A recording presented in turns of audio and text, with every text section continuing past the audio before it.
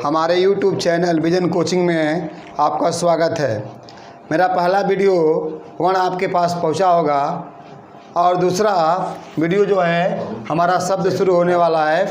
तो आइए देखते हैं शब्द क्या होता है। शब्द की परिभाषा होती है कि वर्णों के सार्थक समूह को शब्द कहते हैं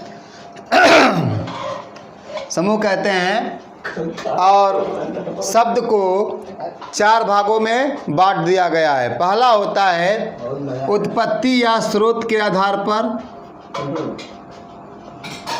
उत्पत्ति या स्रोत के आधार पर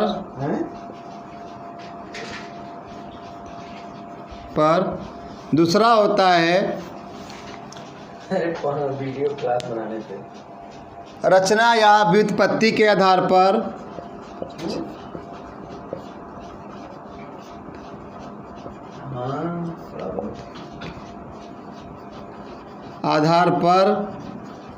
तीसरा होता है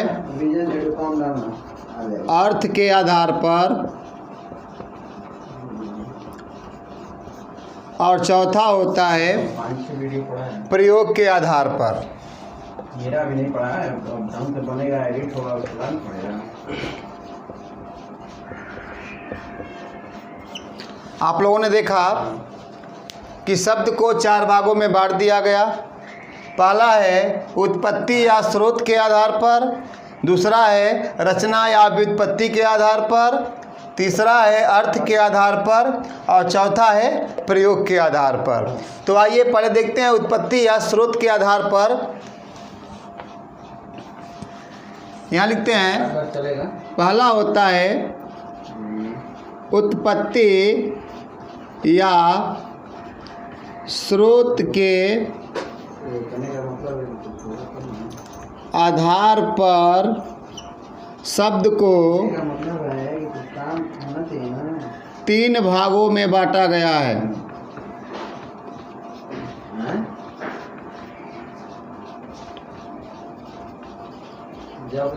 पहला होता है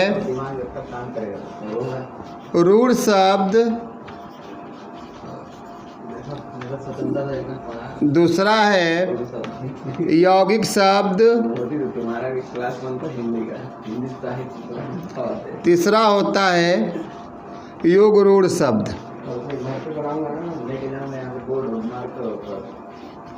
आइए देखते हैं रूढ़ शब्द क्या होता है।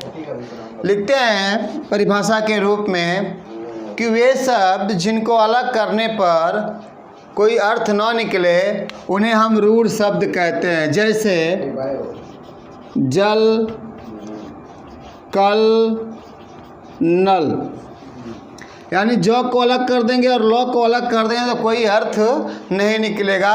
ऐसे शब्दों को हम कहते हैं रूढ़ शब्द। दूसरा नंबर पर आता है यौगिक शब्द।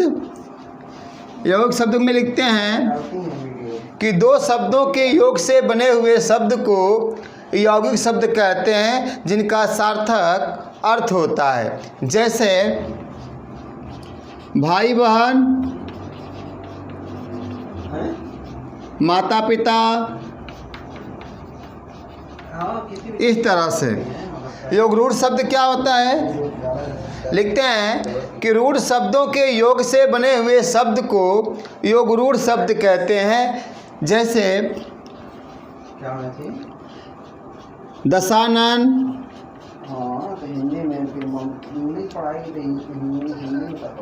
लंबोदर, इस तरह के शब्दों को हम उत्पत्ति या स्रोत के आधार पर कहते हैं। और पहला है रूढ़ शब्द, यौगिक शब्द और एक रूढ़ शब्द। आगे बढ़ते हैं दूसरे नंबर पर रचना या व्युत्पत्ति के आधार पर। इसे देखते हैं रचना या व्युत्पत्ति के आधार पर। गंगा बचाओ अभियान।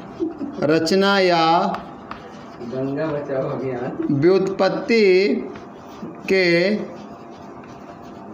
आधार पर शब्द के 5 भेद होते हैं। नहीं, जैसे वो गंगा संरक्षण को बोलना था ना, उसको बोलवाएंगे। पहला होता है तत्सम, दूसरा होता है तद्भव, तीसरा होता है देशज, चौथा होता है आगत और पांचवा होता है संकर। तत्सम शब्द, तद्भव शब्द, देशज शब्द, आगत शब्द और संकर शब्द। आइए पढ़ते हैं, पहले तत्सम के बारे में देखते हैं। तत्सम शब्द क्या होता है? तत्सम शब्द लिखते हैं, प्यारे दोस्तों, लिखते हैं कि वे शब्द जो संस्कृत के होते हैं और बिना परिवर्तन के हिंदी में लिखे जाते हैं उन्हें तत्सम शब्द कहते हैं। या एक मुख्य रूप से भी कहा जा सकता है कि जो संस्कृत के मूल शब्द होते हैं उन्हें तत्सम शब्द कहते हैं। जैसे सूर्य, अच्छी,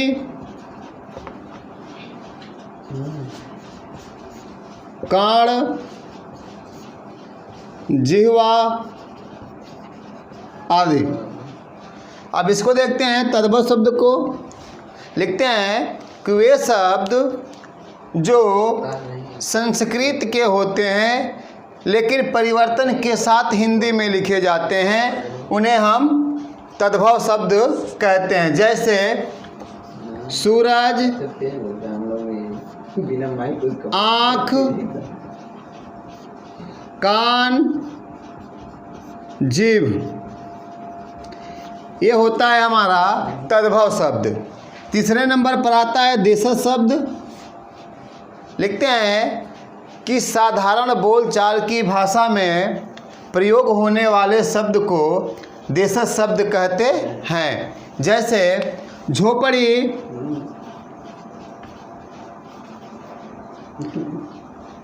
टोपी,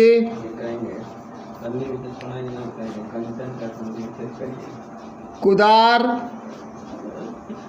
आदि। अगले नंबर पर आता है आगत शब्द।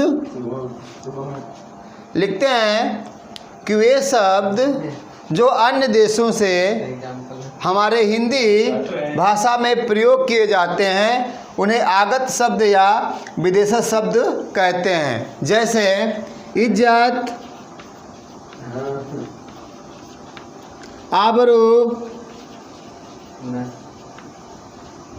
पुलिस,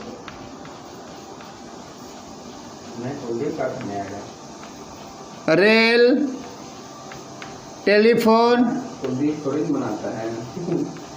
आदि। अब आते हैं अगले रूप में जिसे कहते हैं संकर शब्द। लिखते हैं कि वे शब्द जो अन्य अलग अलग भाषाओं से मिलकर के बनते हैं उन्हें हम संकर शब्द कहते हैं। जैसे रेलगाड़ी। अब यहाँ देखिए, रेल शब्द जो है अंग्रेजी का शब्द है और गाड़ी जो है देशज शब्द है, यानी इन दोनों के मेल से जो बना है रेलगाड़ी, इसे कहते हैं संकर शब्द। अब यहाँ देखते हैं डाकखाना। डाकखाना जो है, डाक जो है हिंदी का शब्द है और खाना जो है आगत शब्द है। इस तरह से हो जाता है संकर शब्द। आगे बढ़ते हैं हम लोग।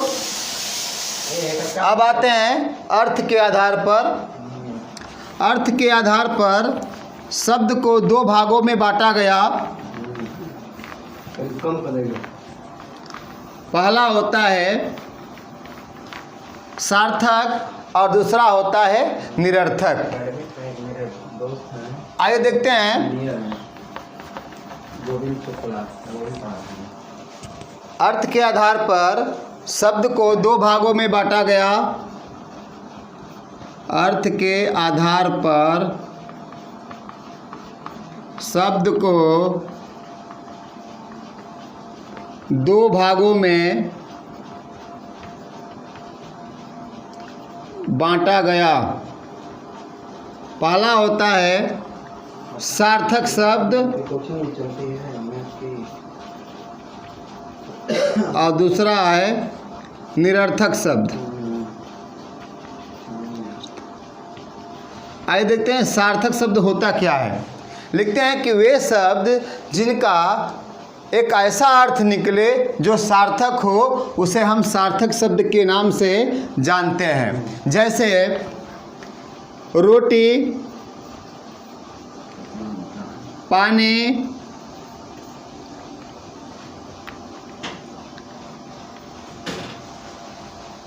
कॉफ़ी। अब देखते हैं निरर्थक शब्द। लिखते हैं कि वे शब्द जिनका कोई अर्थ नहीं होता है उन्हें निरर्थक शब्द कहते हैं। जैसे ओटी, वानी,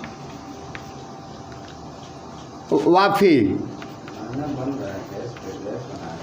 अब एक बात समझने की है यहाँ पे कि अगर निरर्थक शब्द का कोई अर्थ नहीं होता है तो सार्थक शब्द के साथ प्रयोग क्यों किए जाते हैं, तो इसका हम यहाँ पर आपके अज्ञानता को दूर कर रहे हैं कि सार्थक शब्द जब हम बोलते हैं हड़बड़ी या बेचैनी में तो निरर्थक शब्द अपने आप आ जाता है। एग्जाम्पल में जैसे घर पे कोई मेहमान आ गया तो हम हड़बड़ी में कहते हैं कि अरे पानी वानी पिलाओ, तो यहाँ पर पानी के साथ हम वानी शब्द का प्रयोग करते हैं। आगे बढ़ते हैं अगले नंबर पर, जिसे हम कहते हैं प्रयोग के आधार पर। अगला है प्रयोग के आधार पर।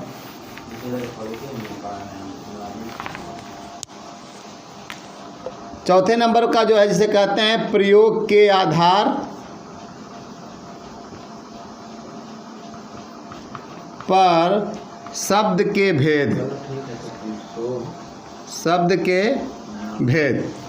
प्रयोग के आधार पर शब्द के दो भेद होते हैं। पहला होता है विकारी और दूसरा होता है अविकारी। आइए देखते हैं विकारी और अविकारी। लिखते हैं कि जिन शब्दों के ऊपर लिंग, वचन, कारक, काल के कारण परिवर्तन होता है उन्हें विकारी शब्द कहते हैं, और जिन शब्दों के ऊपर लिंग, वचन, कारक, काल के कारण परिवर्तन नहीं होता है उन्हें कहते हैं अविकारी। अब हमने तो ये कह दिया कि इनके ऊपर परिवर्तन होता है, तो कैसे होता है इसकी हम पुष्टि करेंगे कि परिवर्तन कैसे हो रहा है। आइए देखते हैं कि पहले विकारी होते कितने हैं। तो विकारी होते हैं मुख्य रूप से 4। आइए देखते हैं पहले विकारी जो होते हैं 4 प्रकार के होते हैं। पहला होता है संज्ञा, दूसरा होता है सर्वनाम, और तीसरा होता है विशेषण, और चौथा होता है क्रिया। यह विकारी शब्द होते हैं। इनके ऊपर लिंग, वचन, कारक के कारण परिवर्तन होता है। जैसे एग्जाम्पल लेते हैं, अगर हमने यहाँ विकारी के रूप में लिख दिया लड़का, तो आप देख सकते हैं कि लड़का जो है संज्ञा है और कुछ नहीं करना है, सिर्फ इसमें कुछ परिवर्तन कर देना है। इसका लिंग बदल देते हैं पहले, तो यहाँ पे हमने कर दिया, अब हो गया लड़की। हमने लिंग, देखिए किससे परिवर्तन होता है, लिंग, वचन, कारक और काल, ये 4 ऐसे तत्व होते हैं जो विकारी में परिवर्तन करते हैं। इन्हें अव्यय के नाम से ये जो होते हैं परिवर्तन करते हैं। जैसे देखिए अभी हमने लिखा यहाँ पर लड़का। लड़का जो है संज्ञा है, जातिवाचक संज्ञा है, और हमने इसका लिंग बदल दिया तो अभी ये लड़का से लड़की हो गया, यानी स्त्रीलिंग में बदल गया। अब वचन देखते हैं कि यहाँ पे लिखा है लड़की, एक वचन है तो इसको हम कर सकते हैं लड़कियाँ, ये बहुवचन हो गया। कारक अब देखते हैं कारक, तो लड़कियाँ, यहाँ देखिए लड़कियों ने, अब यहाँ पे एक कर्ता कारक हो गया, लड़कियों को कर्म कारक हो गया, लड़कियों से, यानी हम हर कारक का प्रयोग विकारी शब्दों के साथ कर सकते हैं। अगला है, आगे बढ़ते हैं तो एक बार फिर से समझ लीजिए, विकारी शब्दों के ऊपर लिंग वचन कारक काल के वजह से परिवर्तन होता है। अभी आप लोगों ने देखा परिवर्तन के रूप में कि किस तरह से विकारी शब्दों के साथ एक काम कर रहा है। अब आते हैं विकारी शब्द के ऊपर।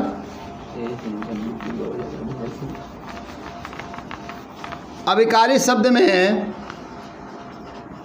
पहले इसकी परिभाषा देखिए कि अविकारी शब्द होता क्या है। लिखते हैं कि जिन शब्दों के ऊपर लिंग वचन कारक काल के कारण परिवर्तन नहीं होता है उन्हें हम विकारी शब्द के नाम से जानते हैं। जैसे पहले देखें कि विकारी होते कितने हैं। विकारी होते हैं 5।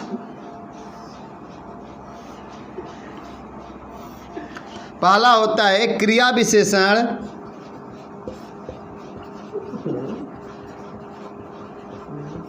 संबंध बोधक,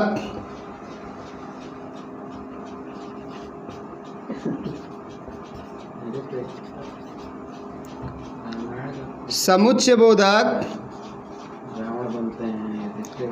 विस्मयादि बोधक या विस्मय बोधक,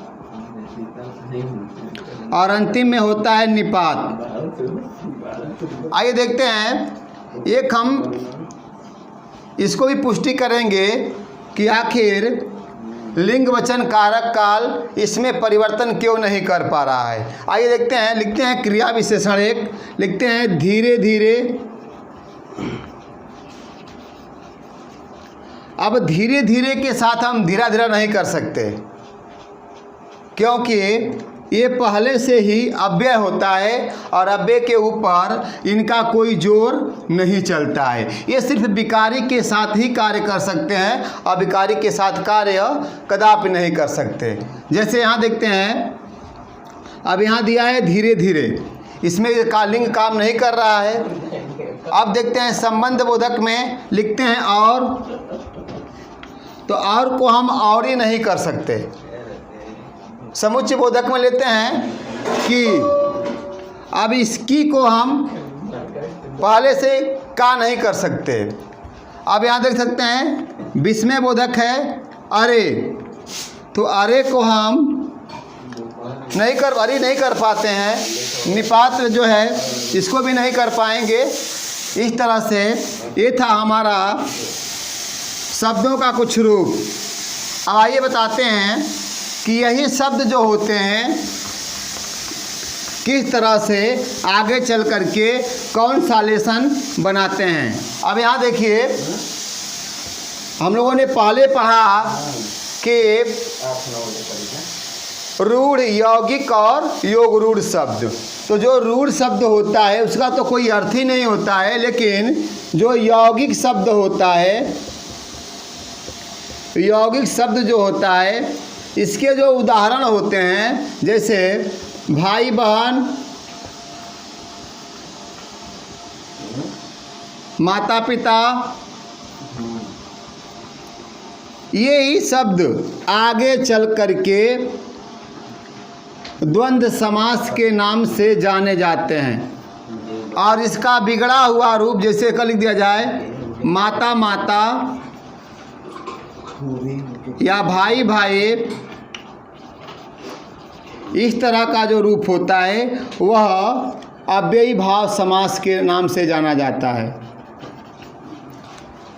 अगले नंबर पे आते हैं, जो हमारा योगरूढ़ शब्द होता है, योगरूढ़ शब्द जो होता है वो क्या बनाता है, सॉरी, योगरूढ़ शब्द के जो उदाहरण होते हैं वो आगे चल कर के बहुब्रीहि समास बनाते हैं। जैसे लिखा जाता है दशानन, नीलकंठ, लंबोदर। ये जो होता है योगरूढ़ शब्द के जो उदाहरण होते हैं आगे चल कर के बहुब्रीहि समास के नाम से जाने जाते हैं। आपको अगर ये कैसा लगा, धन्यवाद।